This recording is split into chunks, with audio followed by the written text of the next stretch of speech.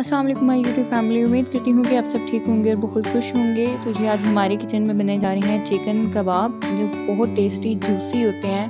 ان کو بنانا بہت ہی آسان ہے۔ اس کے لیے ہمیں جو چیزیں چاہیے وہ سب میں نے مینشن کر دی ہیں، آپ اسکرین شاٹ بھی لے سکتے ہیں۔ چکن کباب بنانے کے لیے ہمیں جو چیزیں چاہیے وہ ہیں 1 kg ہم نے چکن لیا ہے، 2 بڑے پیاز لیے ہیں، 10 سے 12 اپنی ہری مرچیں لینی ہیں، مرچ مسالے سارے یہاں پہ لکھ دیے ہیں۔ اچھا جی، اب ہم نے جو چکن ہے وہ ہم نے خود ہی گھر میں اس کا قیمہ کیا تھا، پیاز اور قیمہ اور مرچیں ساری مشین میں ڈال کے ان کا قیمہ کر لیا تھا۔ اگر آپ باہر سے قیمہ کروا کے لائے ہیں تو پیاز اور جو مرچیں آپ کو گھر میں چوپ کرنی پڑیں گی۔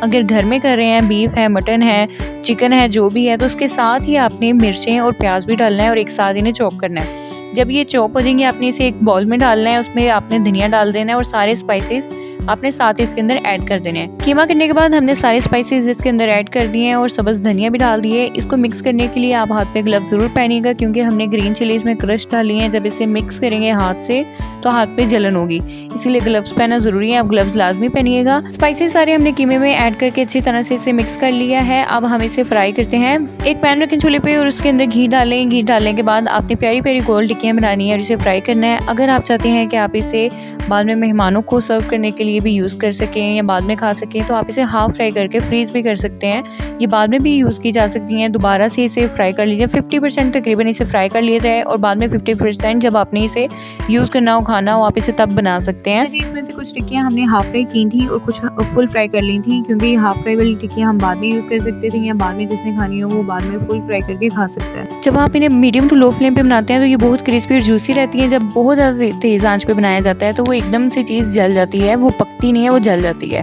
تو ہم نے اسے میڈیم ٹو لو فلیم پہ بنایا ہے۔ اب ہم اسے فل فرائی کریں گے اور یہ کھانے کے لیے تیار ہے۔ امید کرتی ہوں جی آج کی ویڈیو آپ کو بہت پسند آئی ہوگی۔ ریسیپی پسند آئی ہو تو ویڈیو کو لائک کریے گا، مزید ایسی ویڈیوز دیکھنے کے لیے چینل کو سبسکرائب کریں۔